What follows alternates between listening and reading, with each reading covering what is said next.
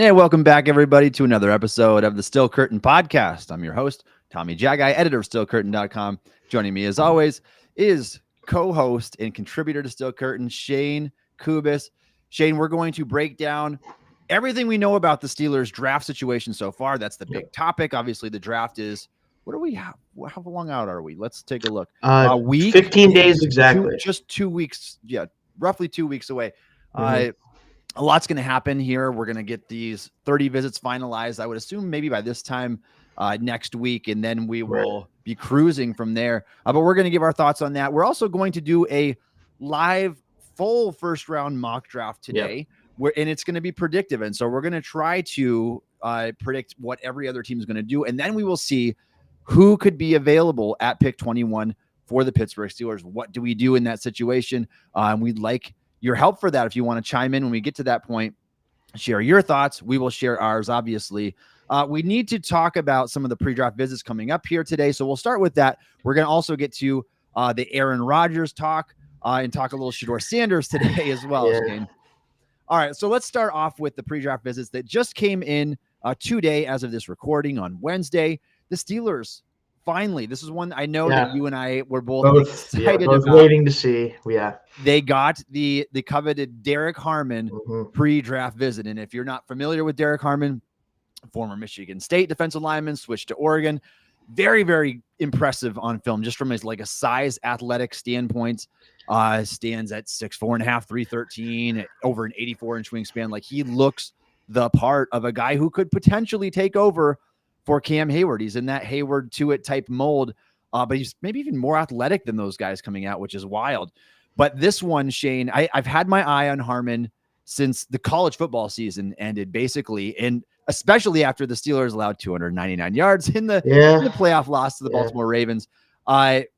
Knowing what we know from last year, now the Steelers kind of bucked that trend when it comes to you need to have Tomlin and Kahn or Tomlin and Colbert there at your pro day in order for you to be a draft pick. Well, guess what? Last year, they were not there for Troy Fautanu, and he was the first round pick. But what did Fautanu get?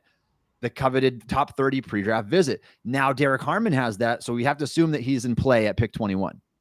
Yeah, and I think their reluctance to go out to the West Coast for pro days is a weird one, but like I think they just supplement that with like, well, we're not going to go out there, but we'll bring him here, and for whatever reason that is, I don't know if they don't want to get the miles or anything flying or whatever. I don't know. But the point is that this does put him, like you said, in contention. Because same thing with Fautanu last year, I think we both liked a lot. We'll see what he looks like this year. Hopefully he can be healthy, but he would make a ton of sense here. You talked about the run defense being an issue at the end of last year, which is certainly the case.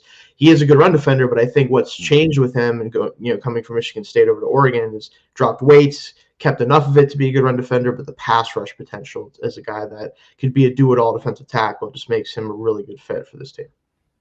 Yeah, and if you haven't watched Derek Harmon yet, you'll be sold pretty quickly on. I think he's a guy that can slide all around. I thought he did great in the combine interviews. He said at least he could play anything from 0 tech to 5 tech. I think he's best as the 4-eye, the 5T. Like, I think that we're in base for the Steelers. I think he could also be a really good 3 tech because he's just so quick. Yeah. Now, would there be a little bit of overlap there with what Keanu Benton does well? Probably. You can't have too many good interior defenders, though, and that was the problem this team had last year. It was a 35-year-old Hayward who's still at the top of his game somehow. Defying father time. And then Benton, who I thought was, for the most part, just playing out of position, honestly. But even if this pick, if the Steelers drafted Harmon, Shayne, and it caused Benton to stay at 0 tech in base, he's going to get some pressure alleviated from him just because of having Harmon next to him instead of Larry Ogunjobi, who's been incredibly underwhelming. And so I think there's a lot to get excited about there. We can talk philosophy, whether it's the league's most expensive defense, whether you should go this route, knowing that you have so many offensive woes too. But he is a really good football player. This is going to be at least an on value, if not a value pick on my board when it's all said and done. I'll be interested to see where he comes in on your board as well, Shayne. The other visit the Steelers that was reported today was the Steelers are meeting with Omarion Hampton, the North Carolina running back. This one I don't like, Shayne. I do like Hampton. I think that Hampton is a good football player, but knowing the Steelers don't have a second round pick, knowing that he's going to be a first round prospect. I mean, this over under, I think, is pick 20, which is darn close to where the Steelers are picking. That scares me a lot. I got to be really honest, because I think the philosophy of taking a first round running back is so bad, unless it is like a next level prospect like Ashton Genty, who's not going to be there at that point, but who is so good at a non-premium position that you can't say no.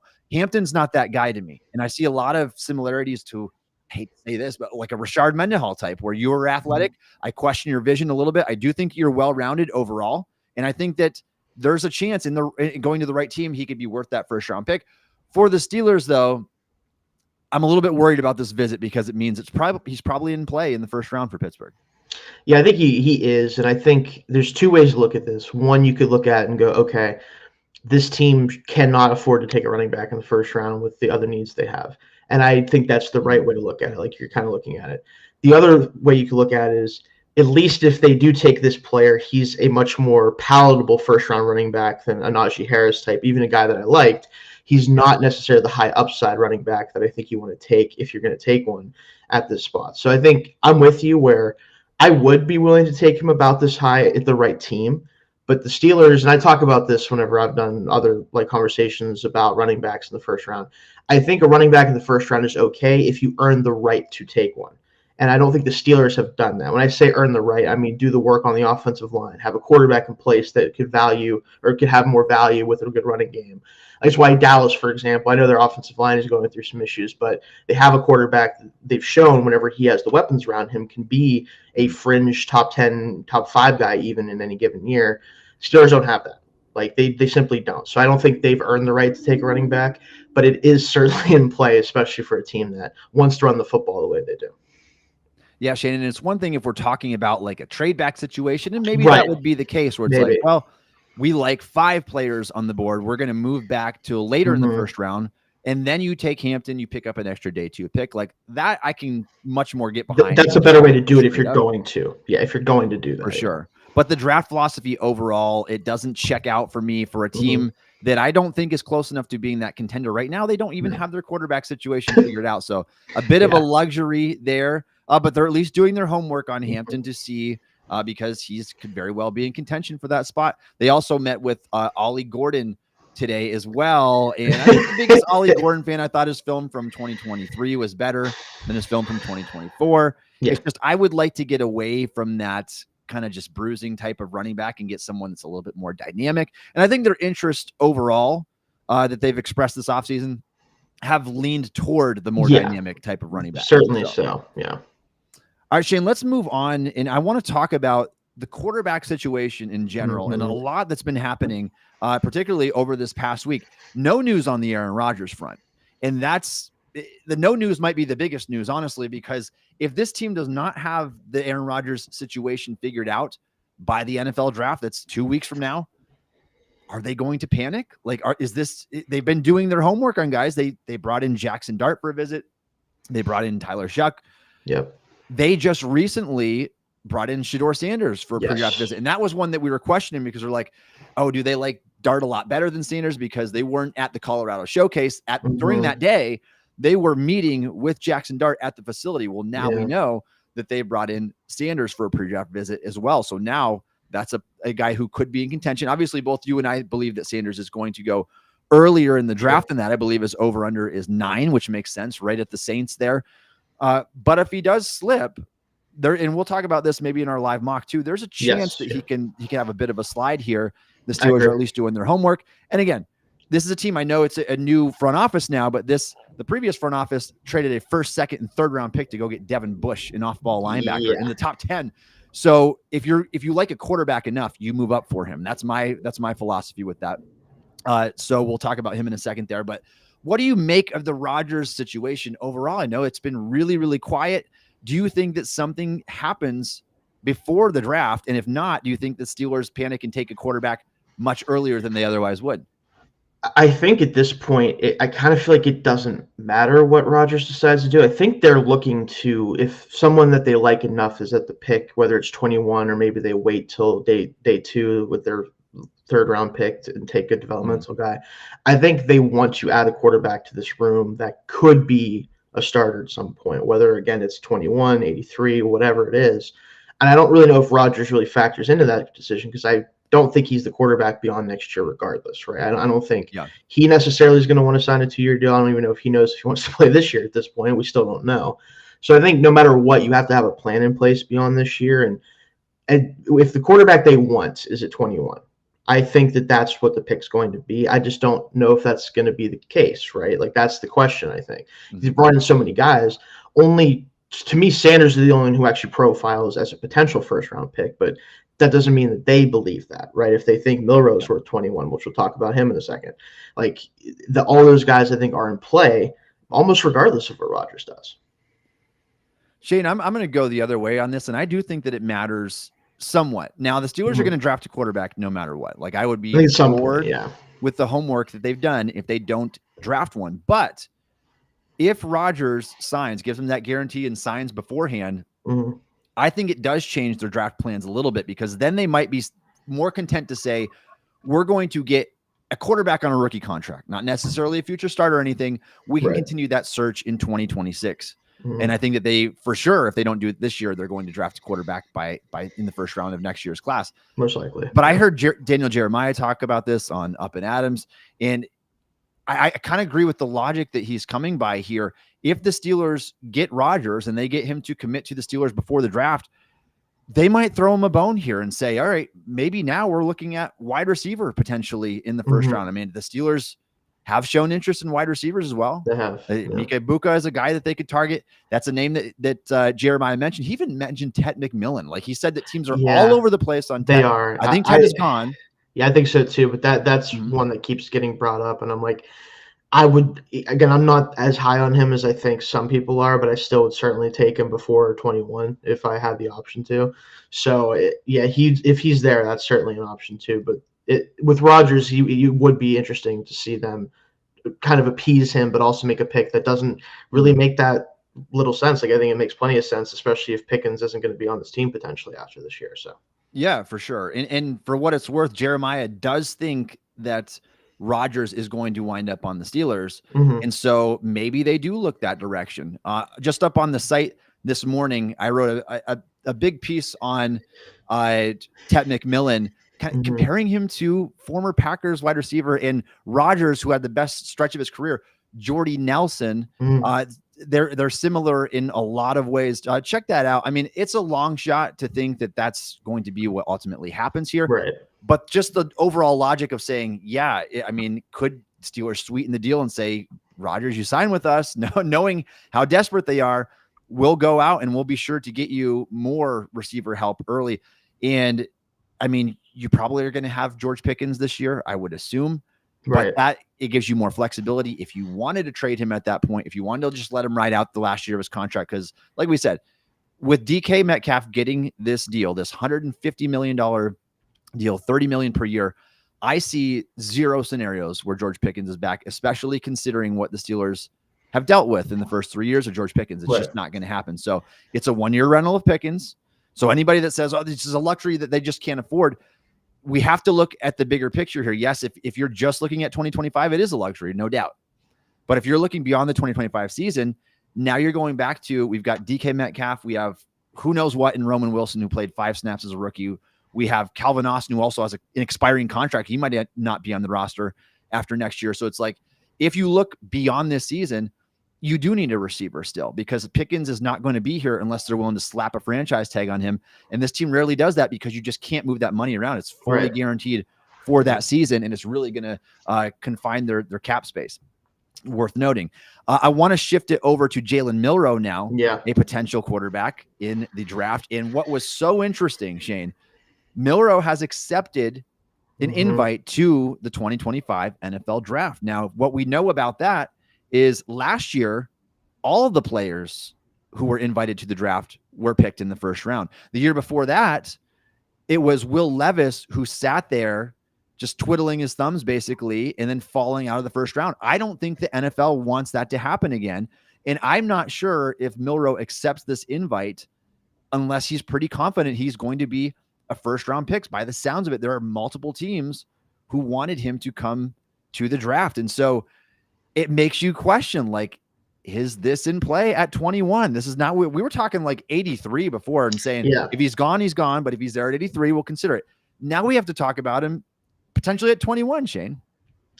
Yeah, and I did a piece about how the Steelers fingerprints seem all over this as part of why he's being invited. And I think especially because they brought him in and met with him at his pro day and that they had dinner with him, they showed a lot of interest in him because they don't have that second round pick. And because even on the consensus board, he's a little bit higher than where their third round pick is. I think the league maybe took that into account. I think obviously they're asking teams like, hey, is this a possibility? Teams probably are telling him, hey, he should be at the draft. I still think ultimately the more likely scenario is that there's a few teams that, not to spoil what I'm going to say about the mock draft we'll do later, but a couple teams who may decide to pass on quarterback early might be telling the league like, hey, we fully intend on trying to trade back up into the first round to try to nab one of these quarterbacks, and Milroe is one of those guys that's in contention for that. That feels more realistic to what could happen, but the Steelers are still at 21. It's not like they're like, 15, 16, like they are into the 20s. Like if you like a quarterback enough, if he falls to you, I could see them doing it. Well, and I think the absolute earliest I could get behind it, Shayne, was for a team that is either trading back to the tail end of the first round or trading up from the second round, like the Giants or Browns, to get that fifth-year option for him. And you're talking like pick 30 to 32. Like that's where the conversation starts from. I can't get behind it where the Steelers are picking. I just think it's too rich. I think I do too. Too much going on there. I think, in Dane's draft guide, he just released that. Where did he have Milroe? He had him the 73rd overall player. Right. So, and it kind of checks out with what you see. I mean, that's probably where he's going to wind up on my board, is something like that. Not to say that he can't prove everybody wrong. He's got the athletic traits and the intangibles to do that. It's just, it is such a high risk, high reward flyer that this team, who was already, this is about to be the fifth year in a row the Steelers have had a new starting quarterback. Can they afford to take this swing in their current state right now? But Shayne, if the Steelers are sitting there, Omar Khan and Mike Tomlin and Andy Weidel, they're huddling together and they're about to be on the clock, and they have Mason Rudolph and Skylar Thompson under contract. Like, there's going to be conversations here about the quarterback position. So especially now, Milroe has that invite. It's hard to pinpoint it to the Steelers exactly, but like you said, it does have their fingerprints on this, like based on their interest. They had the pro day dinner meeting. Yeah. They've obviously expressed interest in Milroe, so we cannot rule that out as an option in round one either. All right, let's talk about Shedeur Sanders' visit with the Steelers.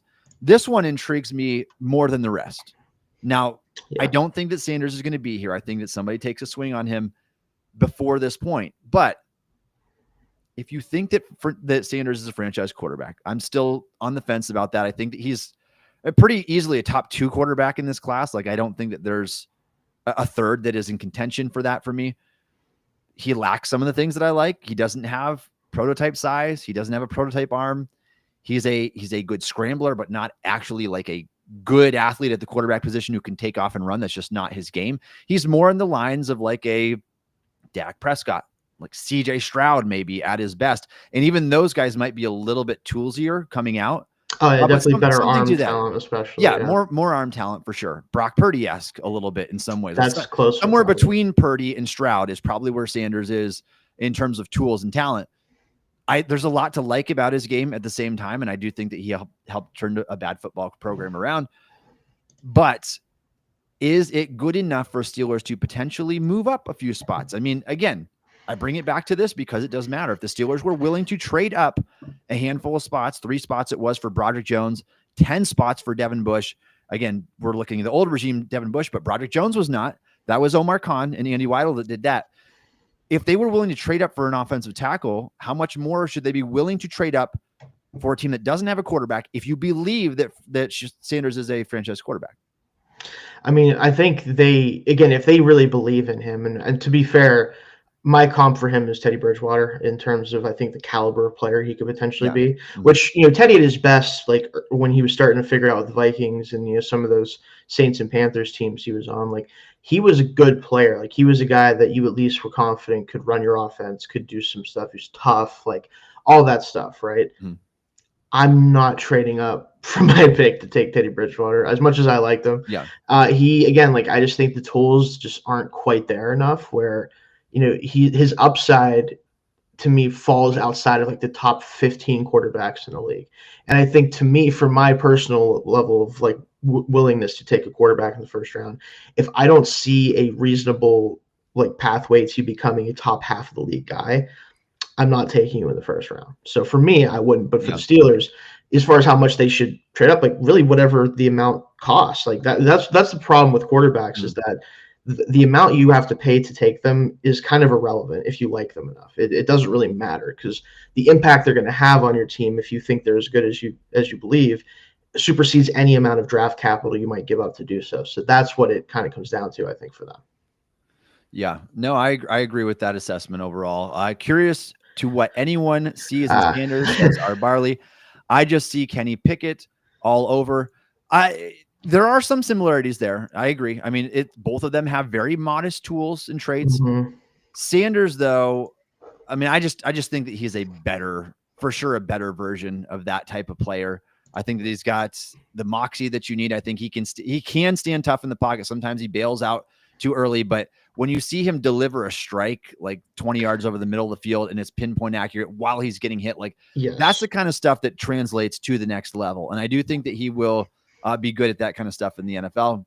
But yeah, like you said, Shayne, are the tools ever enough? Is he going to have to be an outlier type quarterback because of him being just 6'1.5" and 212 pounds or whatever, and not having elite arm talent or rushing ability? So I do think that he's going to have some obstacles to overcome. So let's talk about, though, the possible round one options for the Steelers. Cam Ward will not be one, but I think that there are three, Shayne, and see if you have the same three and see if there's anybody else added to that list. I think that it's a stretch to say that Shedeur is, but I think that there is a chance that he could make a slide in the draft, at least within striking range, where the Steelers are like, okay, we only have to move up like 3-4 spots. Let's take this gamble. Right. I think that Shedeur is one. I think that Jackson Dart is one. They did have a pre-draft visit with Dart. And I think that Jalen Milroe is the third. And those are the three that I would say. And to me, I would say the only three. Like I think that Tyler Shuck could be a day two quarterback, could be potentially an early day two quarterback. I just don't see that one in the first round. With his injury history, he's going to be 26 years old in September. Like I don't see that one happening. So I think that there are three options for Pittsburgh if they decide to go the quarterback route in round one. Do you agree or disagree with that? I agree. Again, the Shedeur one's the stretch just because, again, we both kind of feel like regardless of what we think about him, that he probably isn't making it to 21 naturally for starters, and then probably even within range for the Steelers to be willing to trade up. Milroe definitely, obviously, there's a lot of signs that suggest that he's an option. And then Dart is the same way, where they've shown enough interest in him, and he's probably going to go high enough that if they don't take him in the first round, they're not going to take him, right? That's probably just what it is at this point. So for me, those are the only three. Shuck is the one that's interesting because I feel like you may have felt the same way about this when we've talked about him, but I think his tape is the third best of this group from this past year. But there's just so many flags on his profile that I think even the most risky teams are going to be like, yeah, we'll wait on him till after the first round. Like the age, the injuries, everything. And at least with the injuries with him, I will say they're ones that shouldn't theoretically like mean future injuries necessarily. But his play style, you can kind of see him play a little. I don't want to say soft because that's not the way to describe it, but he tries his best to avoid hits at this point, and I think it's because he knows, hey, I might be a little bit more likely to have those injuries. So, yeah, and for what it's worth, Shedeur Sanders' over/under is 9, which I love how the odds makers do this. Is like you can't pick the Saints. Like I give you 8.5 or 9.5. I want to pick the Saints, but they get 9 on the head, so you got to pick over under that. Over under is 9 for Sanders. It's 23.5 for Jackson Dart, which is right in Pittsburgh's range there.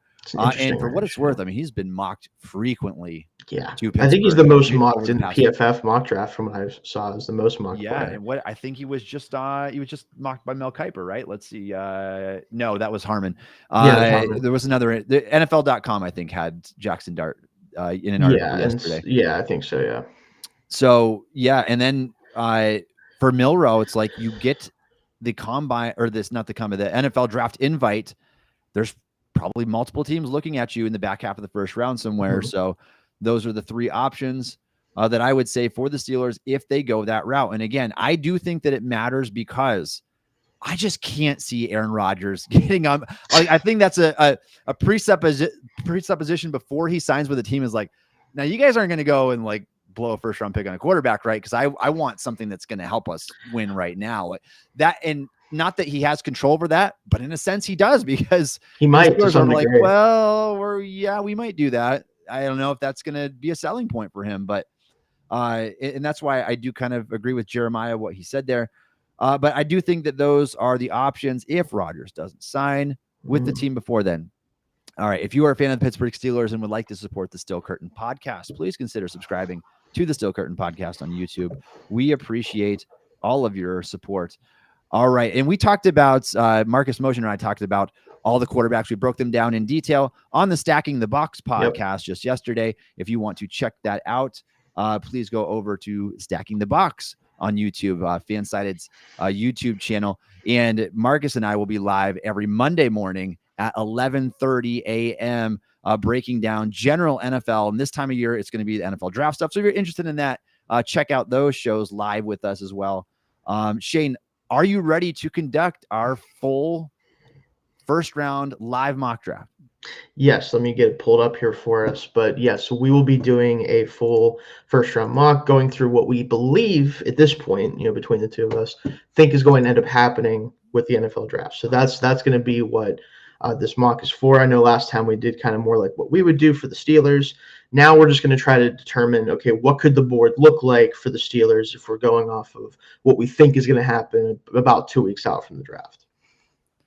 All right, Shayne. And then for our audio listeners, we'll be sure to talk through all these picks so we don't leave you in the dark here, because we do have it on YouTube where we're pulled up on screen right now. Okay, Shayne, we are on the clock with the Tennessee Titans first overall pick. And again, I want to preface with this. The reason why we're doing this too, Shayne and I love general NFL stuff, but for our Steelers listeners here, we're going to do this to see who could potentially be on the clock when Pittsburgh is on the clock at pick 21. What their options are going to be like and what they should do with that selection. So we'll get there in just a few minutes here, but let's start with the number 1 pick. And Shayne, I've been told this is Cam Ward right here. Yes, and I have no reason to doubt that at this point. So I think that let's lock that selection in. I'd be really surprised if there's anything else. Yeah, we don't have to spend too much time on this one, but basically every sign, every reason, everything you could think of immediately points to this being the selection. And I think Ward has the talent to make good on this pick. I don't know if I would love to take him at 1 in most drafts, but he at least has the upside to make good on it potentially. Yeah, for sure. So Tennessee Titans taking Cam Ward, quarterback out of Miami. The Browns are on the clock at pick number 2. This is where stuff gets interesting right away.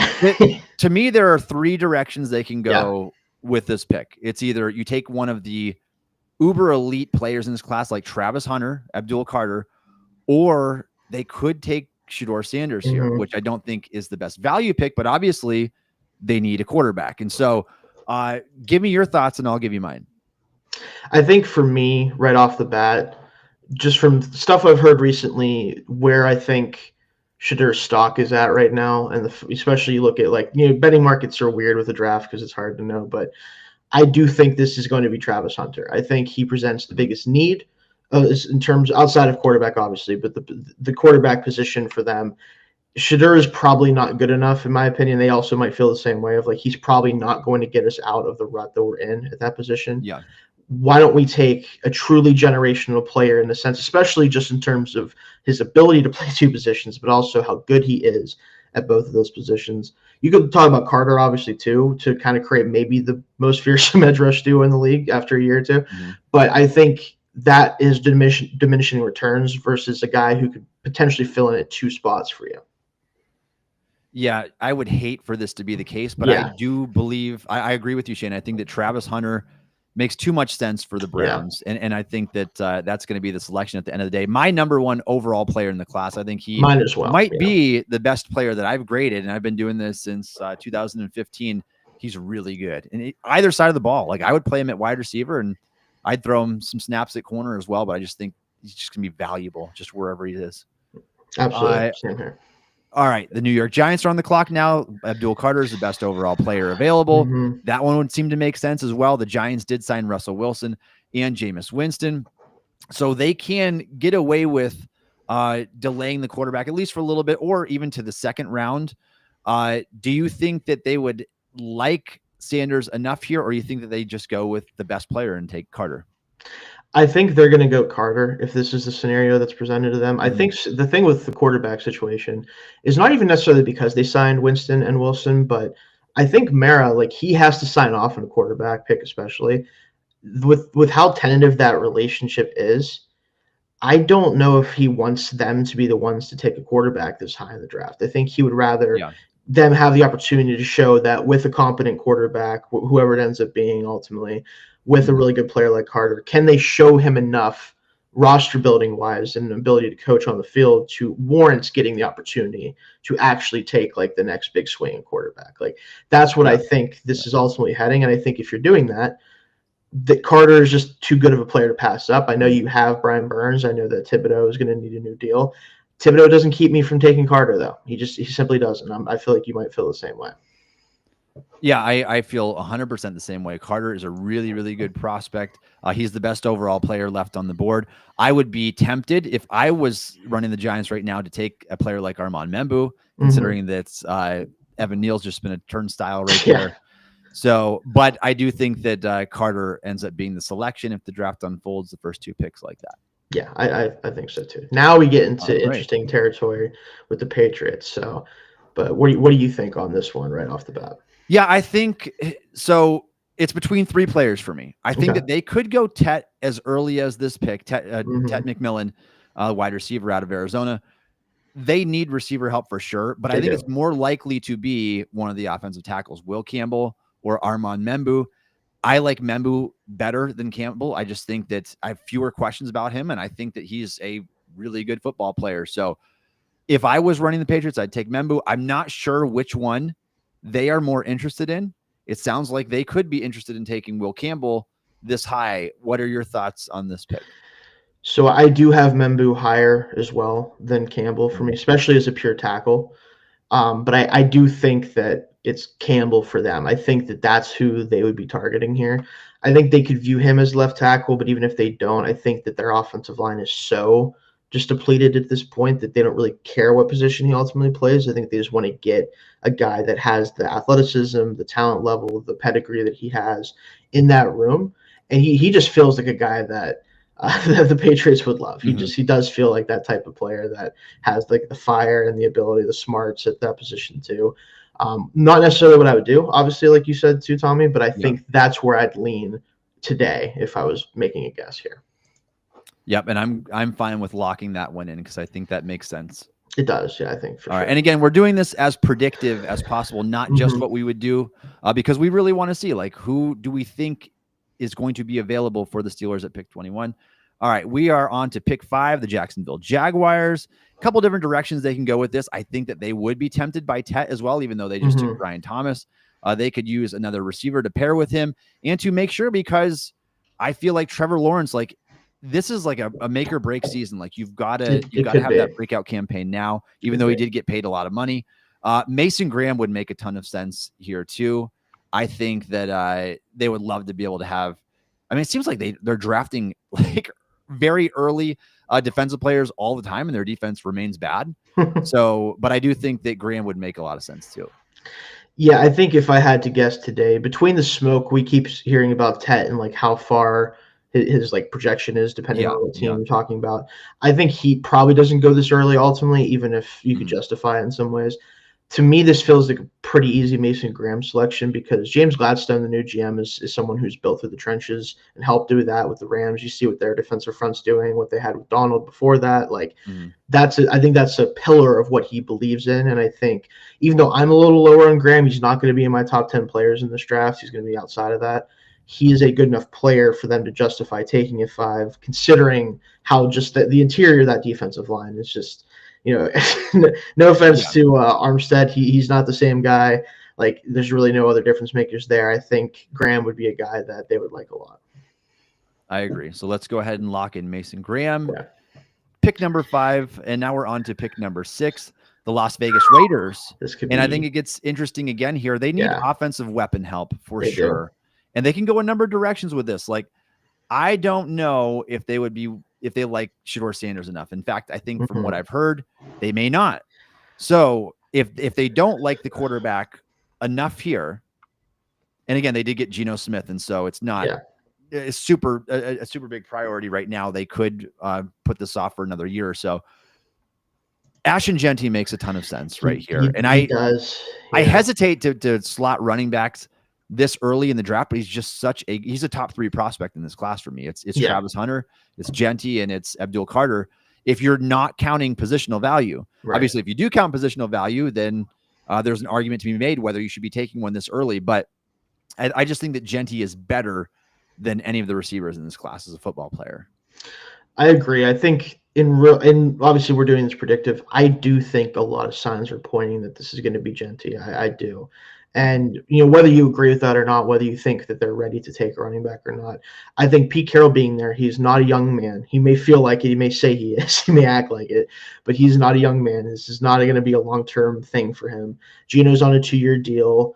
The defense is depleted, but I think they're going to target that with the rest of their picks for the most part. The offense with Jeanty on it is probably going to be at least the top half of the league unit with Geno running it. The offensive line is good enough, I think, to at least allow them to do what they want to do.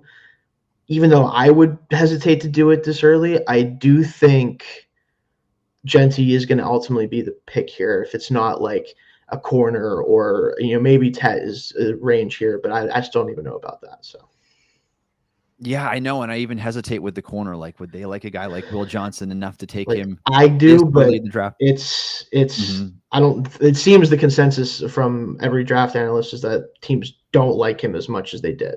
So yeah, and I believe that they are very much in on Jeanty as well. From what I've heard, I'd love to be able to put him a few spots later to the Chicago Bears. I think that would be so fun. Giving him on Ben Johnson's offense that already has some weapons. But I think this is the pick that I would make right here. Yeah, I think that this is certainly in play for them. I think that's what they're going to do. So now we're on to pick 7, the New York Jets. And if this isn't Armand Membou, it was just the same thing. Easy for me, but I mean, if I was the Jets, that's what I would do. I think that they are interested in him. There's certainly a lot of mocks that have Membou going to the Jets for pretty obvious reasons. They could use offensive help in general, but especially offensive tackle help. They had really aging, decaying offensive tackles there. Let Morgan Moses go, who was maybe their best player on that line for most of last year. It just feels like you have your bookend tackles for the future. Then they took Olufashanu out of Penn State last year. He looked good in limited action before he got hurt.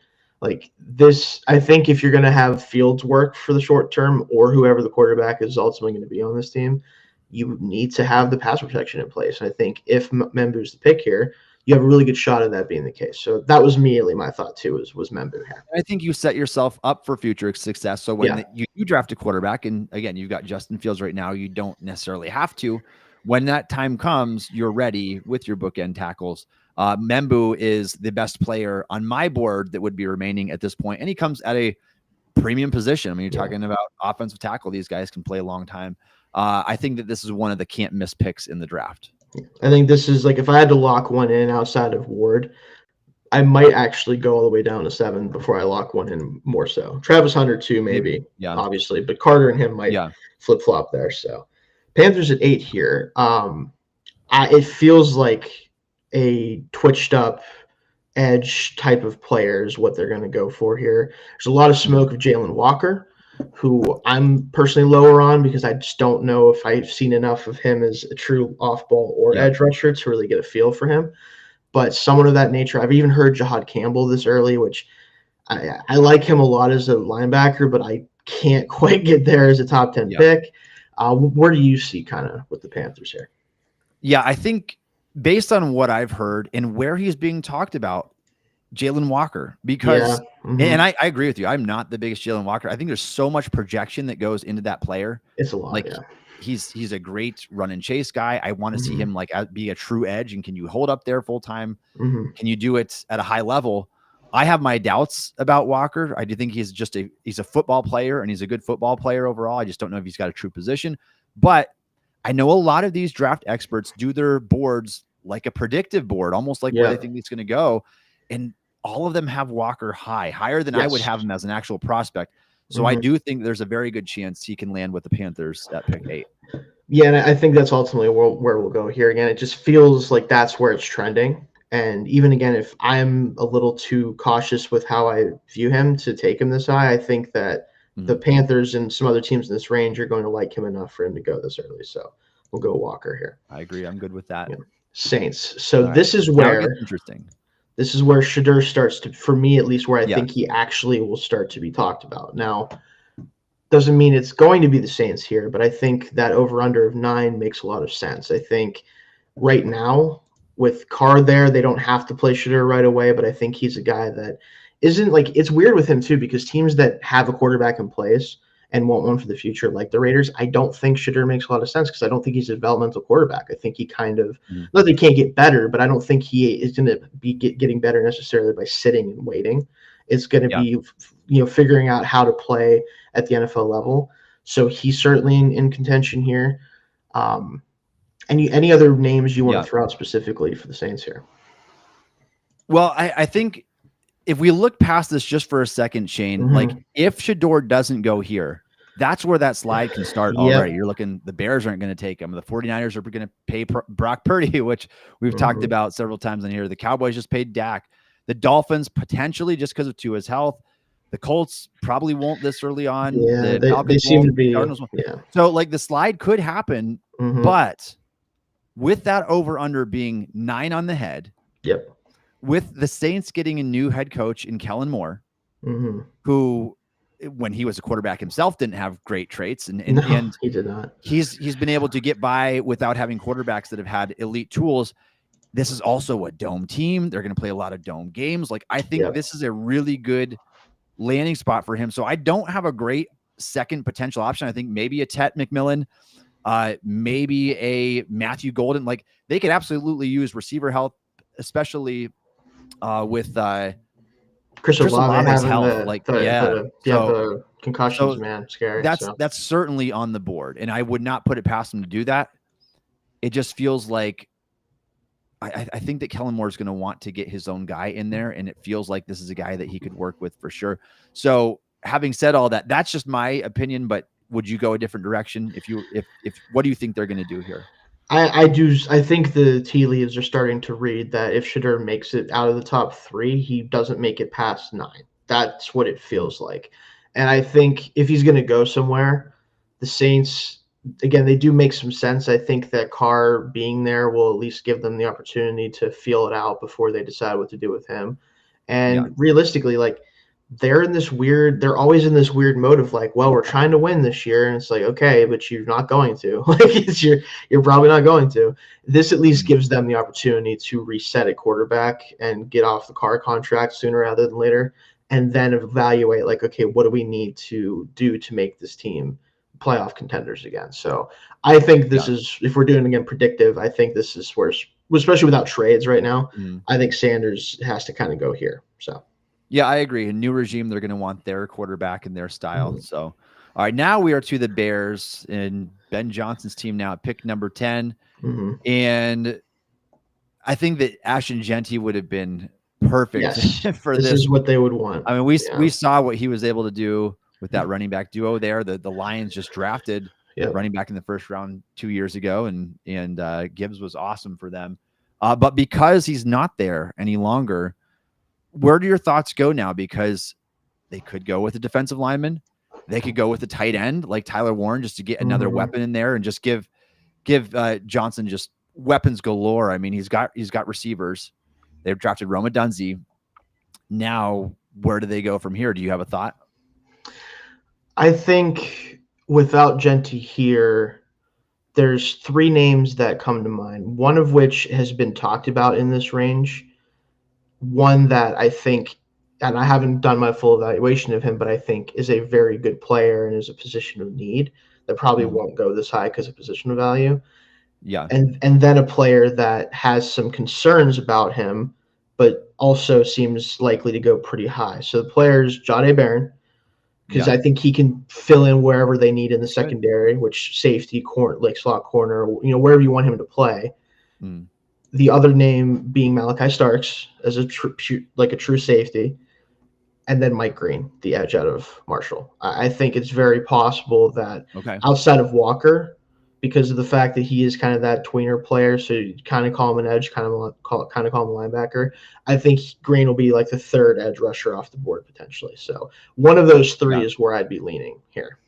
Very interesting, Shayne, that you picked all three defensive players. Yes.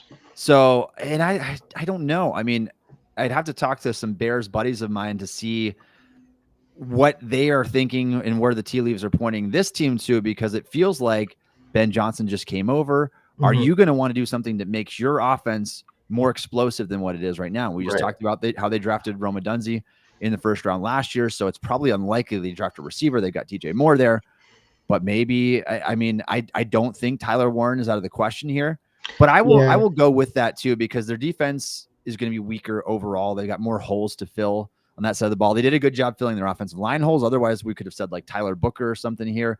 Would have been real early for that, but they definitely had like huge holes on the interior of the defensive or offensive line. They fixed those. Yep. Of the names that you mentioned, I just think that Barron is a better player than Malachi Starks. I kind of agree, especially with the versatility. I just don't know because he's had some off the field stuff. I don't know.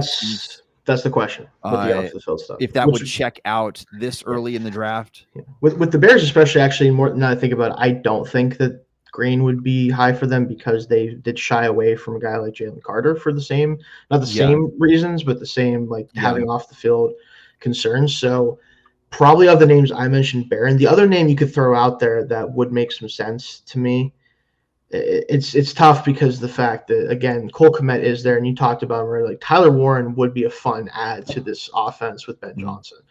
I wonder.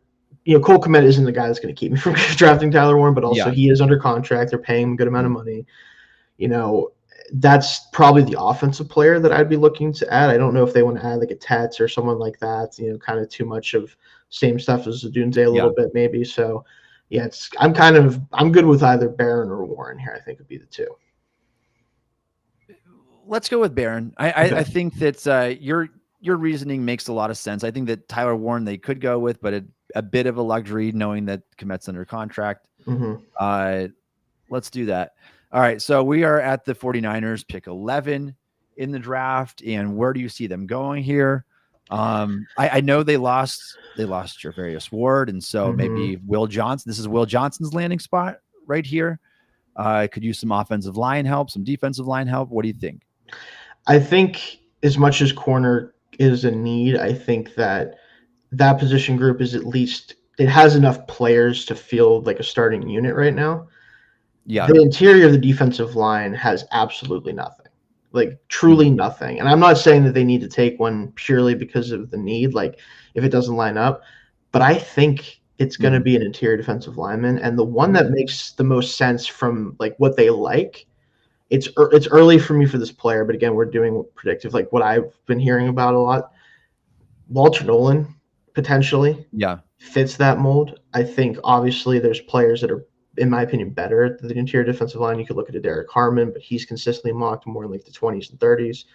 Like that's the direction that I think that they need to go. And it doesn't mean they will, but you could also look at like a Kenneth Grant, although I think it's a little early for him too. But Nolan is a name I've heard from a lot of people recently for them because of the type of player he is. So. And Shayne, I really like Walter Nolan's tape a lot. I do. I like him better than you do probably, but I think that this is a worthwhile spot for him to land even. I think there's a case to be made that as a pure talent, he might be a top 10 talent in this draft class. He reminds me so much of Jalen Carter.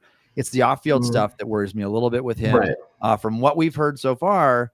And so I think that his range is really big. It potentially is sliding out of the first round, maybe possible. Yeah. But we'll see how teams evaluate him.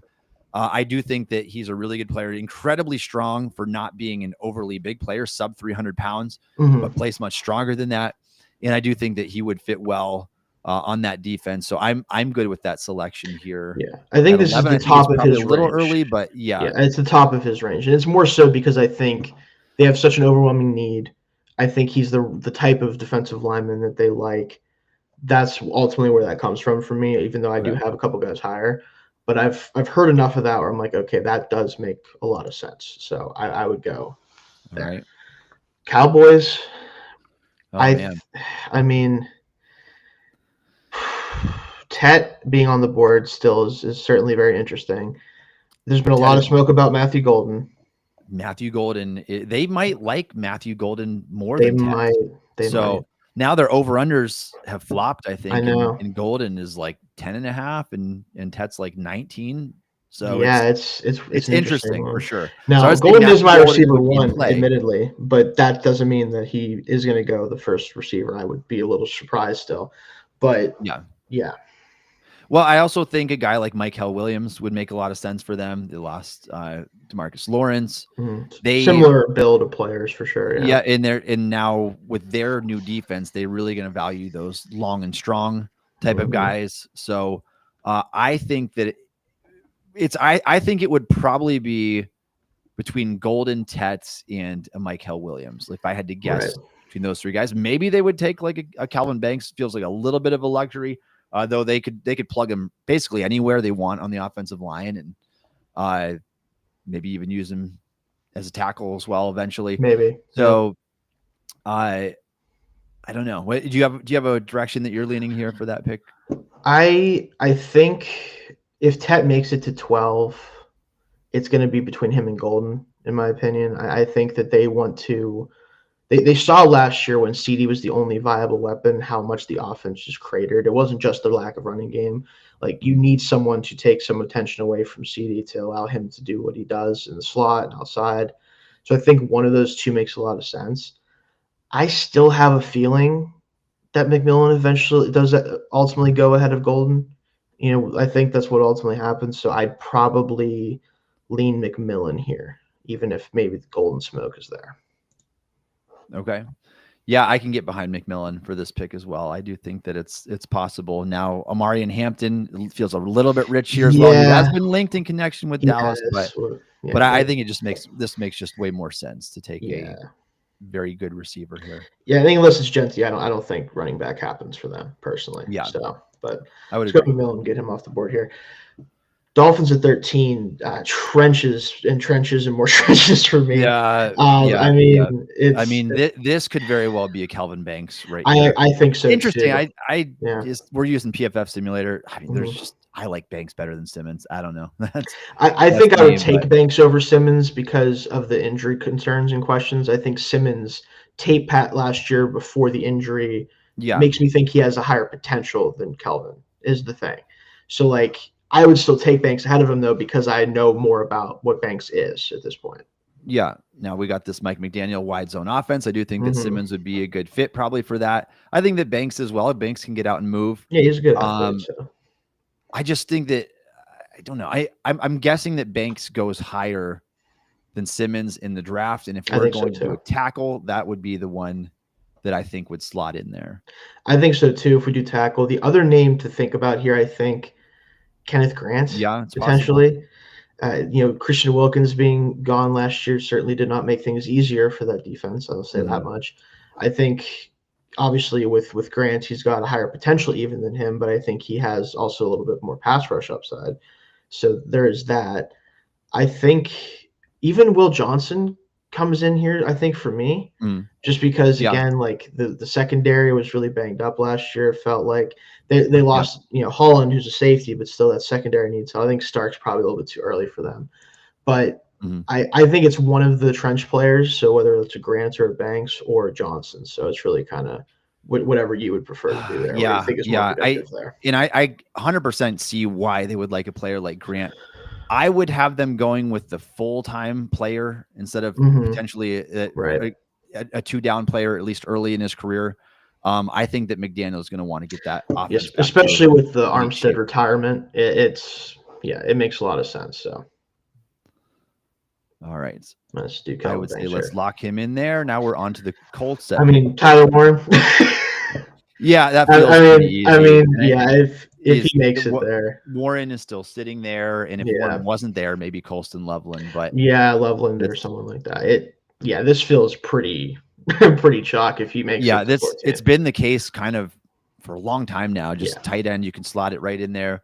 Yeah. For the Colts, I'd kind of be surprised if there's anything else. So let's go Tyler Warren. Yeah. On to pick 15 for the Atlanta Falcons. Mm-hmm. And where's your thought going here? Because I think an edge would Yes, be in play edges here. for sure. I could see a Jahad Campbell because they could maybe view him as a guy that can do a little bit of both for them, and just a really good player. They do need some linebacker help. Again, the Mike Green question comes up again of like how early is he going to go? Because I think he is worthy of going in this range. I think the NFL likes him as a player. I think this is the range that we talk about in here because. And I do think that he would be a good fit. I think Michael Williams is also a very strong possibility here, just in general because of the edge. And he is he's a guy that I think is more of a true run defending edge that can hopefully get there as a pass rusher, but still, I can see them liking him as well. So I would be comfortable with Campbell, Green, or probably Williams if I'm doing an actual predictive guess here. So I agree. I think all of those guys make a lot of sense. If I had to predict one over the other, maybe Mike Green. I think they're missing true pass rush potential, and I think Williams is a good player, but maybe not one that's ever going to be a great pass rusher, if that makes sense to people at home. I think that's kind of the difference between those two. So I'd probably lean Green too. All right, let's go Green. Okay. Cardinals. I think this is probably for me right off the bat. I'm curious if you agree. I think this is the Will Johnson spot. Will Johnson? Yeah, it definitely could be Will Johnson. Do you think that they would take a receiver 2 years in a row in the first round? Like Matthew Golden to pair with Marvin Harrison? I mean, I wouldn't mind doing that. Like, I think that's a fine strategy. I do wonder if, like, you did pay McBride to be kind of that number 2 target in the passing game. He's getting a lot of money, too. Yeah, and Harrison, like, obviously a little bit of a disappointing year because of the hype, but he was far from bad. It just wasn't a great offense at times last year. Yeah. So I think that's probably not where they ultimately go. I do think they're still trying to build up this defense a little bit more. And to me, the best defender left is Will Johnson. So, granted, that doesn't mean that they feel that way, but I don't believe he's going to make it this much farther down the board, even if I know a little lower on. I wouldn't think so either. I think that we are looking right in the Will Johnson range right now. And I do think that makes a ton of sense to the Cardinals there. So I would be good with locking the Will Johnson pick in at pick 16 here. This does kind of feel like his floor to me. So I think that's a good place to go. Bengals 17. Now. Let's take the worst split. Well, here's the thing, Shayne. All right. So Joe Goodberry, if you're watching out there, I know how often you predict the Bengals pick correctly. Yeah. And it makes me sad to say that he predicted that it would be Derek Harmon this year. Mm-hmm. Also, it's worth noting Harmon's odds to be a first-round pick in general, minus 1,000. Like, he's guaranteed to be a first-round selection at the end of the day. The Bengals desperately need defensive line help. They've got next to nothing there outside of like Trey Hendrickson on the entire defensive line. Yep. It just makes so much sense. Now, could they use a guy like Jaggi Campbell? Absolutely. Yeah. I don't know. And this one to me really scares me because I think the Steelers are pretty safe with Harmon outside of this selection. And I think that this is where he ends up going if I had to guess. But do you have a different pick that you would slot in here for them? I think the other two names to bring up, one name, like you already brought up, Jahad Campbell, because the linebacker group is just not very good, and he does present a lot of upside there. And the other name, and this is kind of, I think that this would be a little bit short-sighted, not in the sense that this player is not necessarily good enough to go at 17, but I think it'd be trying to rewrite a mistake of letting a certain player go by taking Malachi Starks. I think that's the other name to think about. The Jesse Bates debacle and then what that looks like now is certainly haunting this team a little bit. So maybe they try to make up for that with Starks, but I will say they're both really good football players. There's no doubt. That's why they're some of the top names on the board left here right now. But I do think if they are approaching this from a roster building standpoint, it's like which guy offers the more value over the longest period of time. To me, that's unquestionably Derek Harmon of that group. And I hate to say that. You don't want to hit that button right there. No, but I do agree with you though, that like, this is where I think he should go this high, if not higher. So like this is not a problem with him at all. Again, it's more so, yeah, Joe, if you're listening out there, we really hope you're wrong on this one. I'm not gonna lie. Yes, we do. I do think it could be Kenneth Grant too. Like there's a chance it could be. That was the other name I was going to throw there too. But I do think Harmon is obviously the 3-down player right away. More dynamic. Yeah, right away. So unfortunately, I think there goes Derek Harmon for anybody. Makes it more interesting. Yeah, makes it more interesting. All right, Seahawks on the clock at pick 18. You have a direction here because this could be a tackle, it could be a guard, could be an edge. So my issue ultimately with the Seahawks is that we all know they desperately need interior offensive line. The problem is John Schneider has never seen an offensive lineman in the interior that he liked in the first round in his life. Yeah. So I think the problem ultimately becomes like if we're predicting, I have a hard time predicting an offensive lineman. This is to me though where like a Gray Zabel starts to come into play, where he could play center or guard. Maybe you could squeeze some tackle out of him if you had to, but probably not. A Josh Simmons, maybe if they don't trust that Abraham Lucas is going to be able to come back healthy, maybe that makes sense. Yeah. But again, with the injury, maybe they shy away from that. Now, they traded DK. They did. Would this be a potential landing spot? Now, I don't know if Igbuka feels too close to Cooper. JSN. And JSN too. I think what they already have in JSN, kind of that same type of role, but Golden maybe be outside receiver. That's the name I'd be looking at as an outside receiver. Yeah, I'm not sure. Based on projections too, I just don't know how much further Golden makes it. Like probably, I tend to agree. I think Golden. Could they be a Shamar Stewart team? Shamar Stewart team. They could they? Because with McDonald there, he loves his stunts and his ways he can free guys up. He could value him a lot in that way. I haven't seen that much though, so I don't know. We still have Michael there as well. Yeah, Michael. I do think he's going to go very soon. So I have one in mind for him. Okay. But it's still like I could see him going anywhere in this range. I feel like they have too many number 2 edge rushers right now. You know what I mean? I think that's the issues. I don't know if any of the James Pierce could be a potential one, but I don't know if they would like him very much. Yeah. Sounds like he's slipping a little bit too. It does sound like that. I think actually I'd probably go Golden here. Golden would make a lot of sense. You just traded DK. You need receiver help. JSN is your go-to option, but outside of that, you don't. They don't have a field stretcher. They signed MVS, but who cares about that? Yeah, no offense to MVS. Great back half of the year with the Saints. Not stop me from drafting Matthew Golden. So I would be good with that. All right, let's lock that one in. I think that's a wise decision there at this point in the draft. Bucks, all right. 2 names right off the bat, and you can tell me if I'm wrong. Jod Campbell and Ezraku. Yeah. I think both of those fit the bill for sure. Yeah, for sure. So, and it's hard to say which one they would be interested more. Campbell, I think, is the better player. I think Campbell's better, but I don't know. I think because Levante David came back for another year and he would have a chance to learn from him and get ready to be the true linebacker 1. Campbell, I have a hard time thinking he falls farther than this. Like the NFL seems to really like him, but fitting him somewhere is hard unless you do think the Bengals might take him or someone like that. Like it's hard to find a spot for him, but the Bucks clearly are an option for them. Yeah, knowing that they need both of those positions, I just think that Campbell is the better player and should go higher at this point too. So I would be okay with locking in Campbell at pick 19. He just feels like a Bucks player too. Frankly. All right, we're 1 pick away from the Steelers now. We got the Broncos on the clock at pick 20, and this one to me feels like Colston Loveland, but I don't know who else we got available here. So the 3 names that pop out to me: Emeka Egbuka, Omarion Hampton, and Colston Loveland. That's true. Hampton's, now that you say that, Hampton's over-under is 20 on the dot. I know. It feels like the Broncos might be a sneaky team to try to jump a team for Genty even, I've heard.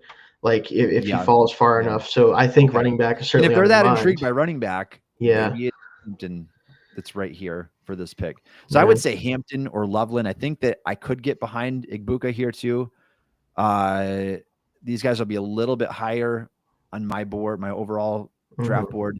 And Loveland, obviously, that would come at a big positional need as well. Yeah, I think that Hampton makes a lot of sense, and based on his over-under, like nail on the head type of situation I think so too. Yeah. Plus, then we don't have to talk about him for the Steelers. No. There we go. So I do think Hampton is a very likely pick here if he makes it to 20, which I think is pretty likely. So now we're on. So this is the board we have for the Steelers. So they've shown interest in several of these players that are still here.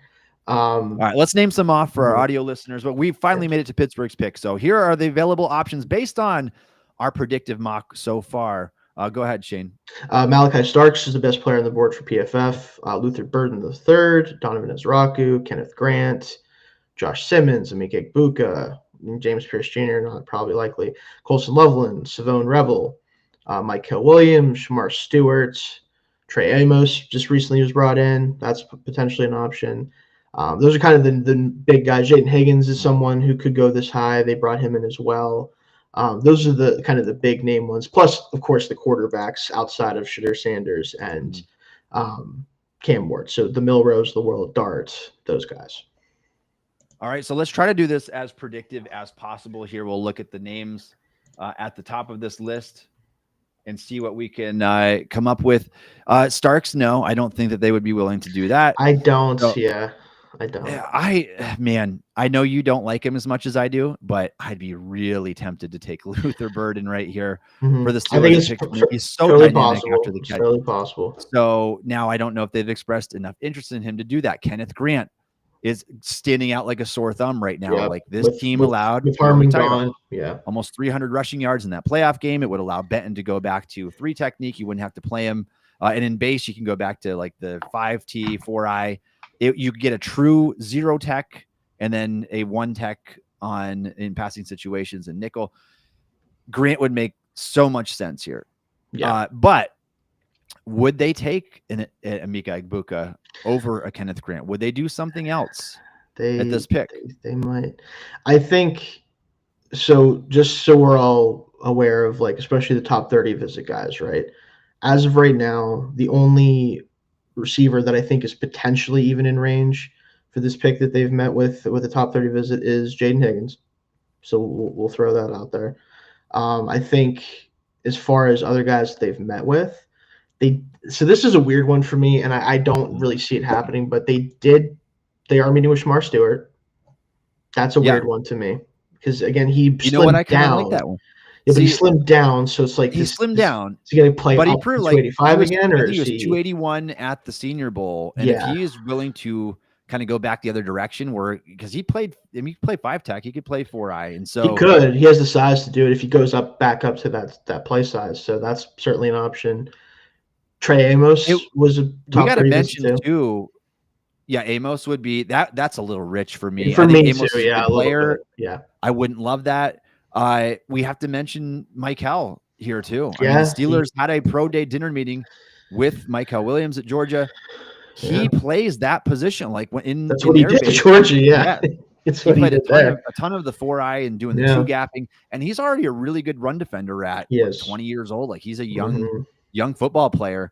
He could put on more weight and potentially be that guy, or he could be a guy that just kind of slides around. He plays edge and base and slides inside in passing situations. So I'm intrigued by it. At least there's another player that we at least have to have the conversation for here. 2 more, Jalen Milroe and Jackson Dart. Would they do either of those guys? That's the question. Over what's on the board. And it's again, this is where I do think that if Aaron Rodgers is not under contract and they don't know if he's going to be, would they be intrigued enough right here at pick 21 to take a stab on a quarterback? It pains me to say this, but we got to mention it because we're doing it predictively. Yeah. Where there's smoke, there's fire. We have to at least consider it. I think if we assume that Rodgers is going to be a Steeler, which I know we can't 100% say for certain at this point, but everything kind of tells you that it's going to happen at some point, then I think we could probably table quarterback here. I do think you're right about the fact that it might be a tough sell to take a quarterback that isn't even one that is truly like a first-round caliber player, especially for most people, when you have Rodgers for a year, whenever you're going to have the opportunity to try to go for it. So I think for our sake also a little bit, frankly, I think I want to focus on the players that are actually in range to be picked here. And I think Kenneth Grant's a big one that you mentioned. And we actually had a comment here from our Barley about have we met or scheduled a meeting with Grant? Didn't think so. Maybe I missed it. I know we skipped his pro day. Maybe an obvious smokescreen. Maybe. They don't. They've don't really never do really that played stuff, the smokescreen game in the past. Now we're missing some visits still. We don't have them all in yet. It could be so one of them. What do we have, like 21 of the 30 or something? Something like that. It's in that range. So something but like I do that. think that he gets one of those. I'd be surprised if he didn't get one of those final visits. But who knows? And I do think that that's essentially a requirement based on everything that we've seen. Wide receivers, they visited with Matthew Golden. He's gone. Jaden Higgins, Jalen Knoll, Savion Williams. I mean, it's clear that they would like to take a receiver early if they could, but they visit with a lot of early round guys. They did visit with Jackson Dart, Shedeur Sanders. Sanders is obviously off the board. It's hard to say what they would do, but let's go into this, Shayne, because I think both you and I, if we can agree that we do think that Rodgers is going to be the guy for the Steelers this year, I do think that would give him flexibility to wait until potentially pick 83 or to try to move back up a little bit one direction or the other to take a guy that they like to at least get a rookie quarterback under contract. So if that's our approach here, where would you have them going with this pick? Would you have them going Kenneth Grant over Igbuka? I think so. I think Igbuka would be a higher on my board personally, and I think that he would be a really good fit into this receiver room for now, and then also be a guy that can soak up targets in the future if Pickens does indeed get shipped off at some point or just signs elsewhere. Yeah. But Grant, again, we know how this team thinks. They got gash in the run game. If they have the opportunity to take a defensive lineman they think can help that and help the future of that group.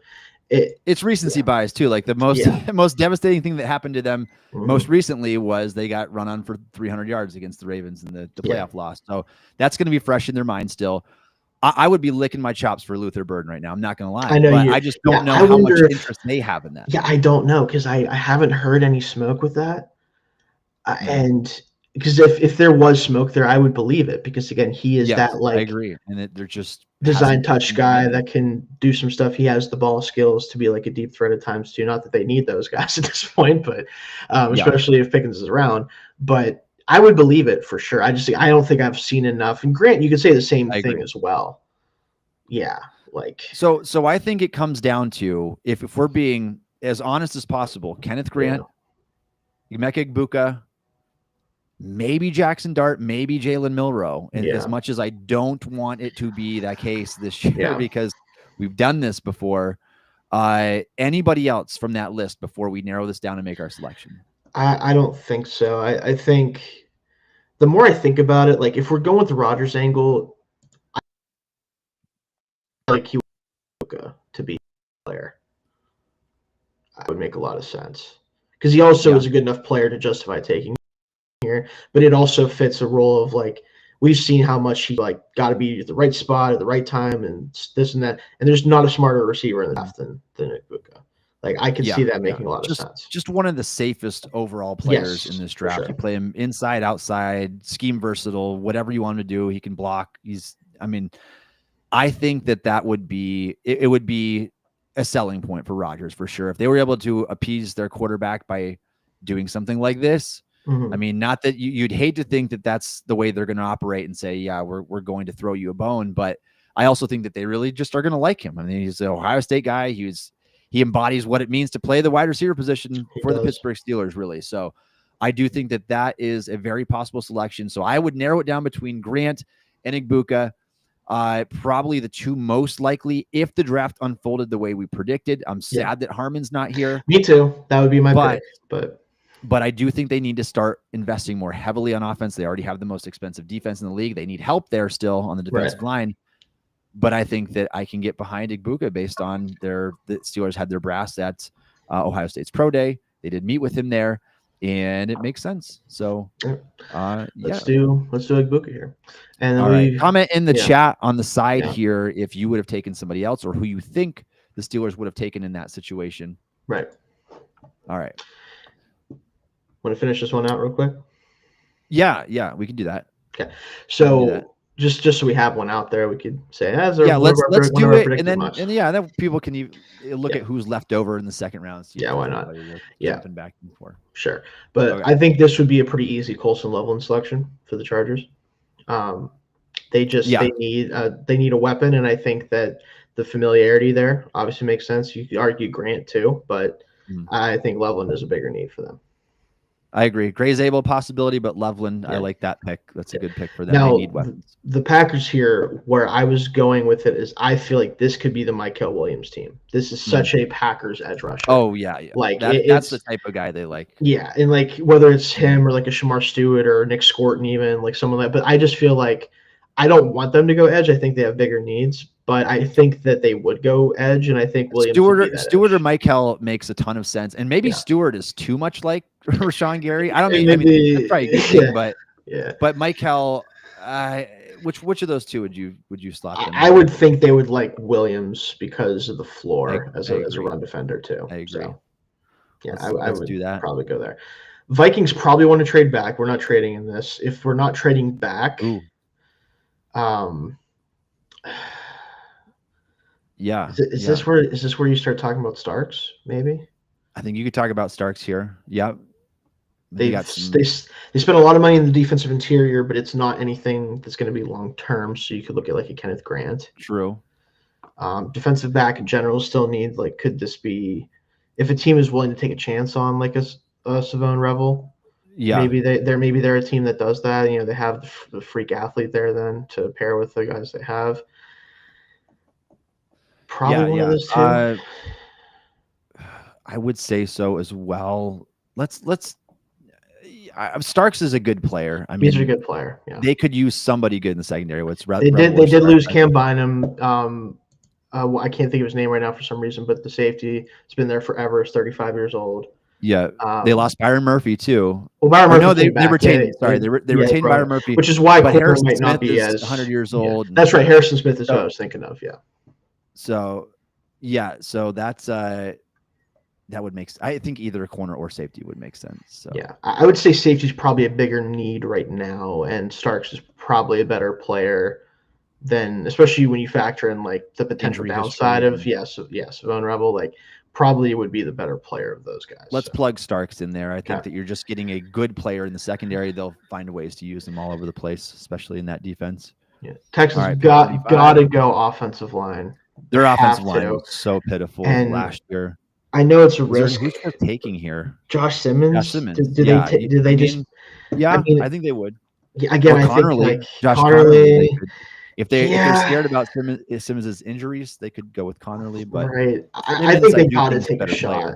Yeah, they got to take a shot on a left tackle. And I think that it's Simmons in this. I think this is where you get a discount on him because of the injury, and you take him. It's similar to a lot of players we've seen have that happen to them. So I would want to go Simmons there. I agree. Rams are interesting. Is this Jackson Dart? Maybe. I don't know. It could be. They could be proactive. I don't know if that would be McVay's approach most of the time. I don't know. But he's going to want. I mean, I don't know. The guy that actually I have been hearing, I'm just throwing this out there. This could be a Revel spot with the corner they have and the athleticism that he has. You think that front four, if they can get pressure as quick as they did last year, you throw some balls up to receivers. This is a guy who could take the ball away from them, like potentially. So just want to throw his name out there. There's a couple guys that I think make sense here. Yeah, I'd be cool with Revel. You think they like Revel more than Amos? I have no clue. Potentially, potentially. I mean, Revel I think has got a better overall packaged talent of package there. I could go Revel. If they're not willing to try to prep for the future with the quarterback, I don't know if they're losing Cooper Kupp yet, but he was supposed to be. So, where is he now? He's in Seattle. Cooper Kupp's in Seattle. So, no, they did bring Devontae Adams in for 2 years for the Rams. So that's right. They covered their bases with Adams. They could use a tight end maybe, but it's a little early for the other guys. A little bit early, falling in between that. Yeah, I think corner Let's go corner. Yeah, I think Revel would be my pick here, just the upside play. They like the freak athletes. Look what they did with Fisk and stuff like that the year before. It's true. Yeah, I think that would make a lot of sense here. Oh, our good old pal Ravens here. Oh man, whatever the Steelers don't want them to do is what they're going to do. Probably with this selection right here. They don't need it, but Kenneth Grant's sitting here. Luther Burden sitting there. Well, they just what's his name? Just retired. Oh yeah, it's true. Pierce. Man, you know what? You're right. Long career. You're of right. Course they get that pick that falls right into their lap. Like that would make a ton of sense. They could toy with a guy like Shamar Stewart too, but he'd be the guy that'd be like, "What's Kenneth Grant still doing on the board?" Michael Pierce there forever now. Yeah, I think if he makes it this far, Lions, probably an edge here. Yeah. You know, do they take the big swing on Shamar Stewart or James Pierce? Like Pierce more so because the potential off-field stuff or the personality stuff. Stewart because it's just it's hard to say. To each team their own. Like one of those three guys, I think that you would slot in here for them. I'd probably go Stewart just as a guy, like because Hutchinson is so refined and such a savvy pass rusher. Whereas you could afford to have one on the opposite. Stewart could just be I'm going to go That'd be fun. Mess stuff up for the other team. Like that's kind of what I would think that they would look at. I agree. I think that would be a fun pick. Let's lock Stewart in there. Washington at pick 29. Here. And this would have been a good Stewart team with Dan Quinn too. Dan Quinn would have loved to have Stewart or Michael Williams probably, but I think defense is where you got to go. I think James Pierce, this is where maybe you'd get a discount on him because of the concerns with him. Maybe Dan Quinn thinks like, okay, I can get this guy in the building. You know, they lost their top passer last year, who now the Cowboys. Dante Fowler Jr. had a great year for them. Maybe Donovan Ezraku too. You know, that's potential. Ezraku might be the safer. He'd be the safer. I do think. I do think that Pierce is a really good football player. Me too. Everything I'm hearing, he's nothing good. None of it's good. No, it's like man, and it's close to his range, I think. But I think the last over under was like 33.5 or something. So at this point, they almost think he's going to be a second round pick. Where I don't know. Yeah, I don't know. I'll let you pick either one of those guys because I think that I like Pierce more, but I do too. Let's do Pierce. Yeah, we'll just say that he falls there and they take him. Now, for the Bills, this is where I know we haven't been doing trades because it's hard to predict trades. But if we're gonna do that, where we try to get Milroe out of the first round because of the draft invite, I think the Bills would be willing, because especially the needs they have, like Ezraku's a good player, edge is one that they could use. They need corner. I think Amos is better as a second round pick. Like linebacker, there's no one really there to take this. Or like some of their biggest needs, I would say you can get still when you trade down. If we were to trade down, I think personally it would be the Browns who would do it if someone's going to come up for him. Jumping back up for QB. Yeah, I think they take a big upside swing with him. They don't have to give up too much. I think they could honestly, maybe they just say, hey, we'll give you 94 back or 104 to come down. I don't know exactly like the trade the value here there. But something like that, like they flip them a pick here, just to come down 3 spots. I think it doesn't really matter the content. If it's your option, it may have to be the richer pick, but But either way, like as far as the trade goes, it gets done, right? Like it won't matter for this mock. But I think, do you think that may make the most sense if someone's going to come up? I can see them doing that for sure. Yeah. If the Bills stand pat here, I think they maybe go with a cornerback, right? Like Amos or someone, Hairston maybe too, yeah.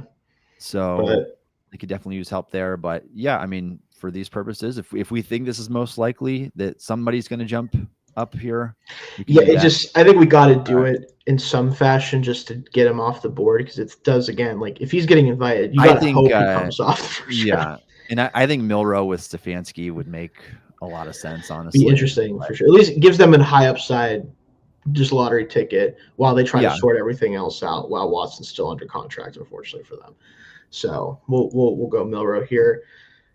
Chiefs, I feel like Gray Zabel as a future guard or Josh Connerly, someone like that at tackle. Connerly would make sense for this team right here. Wide splits. Yeah, Zabel I think is the best player at the offensive line left, but I think I think so too. But their tackles were just so bad. Yeah, they're really bad.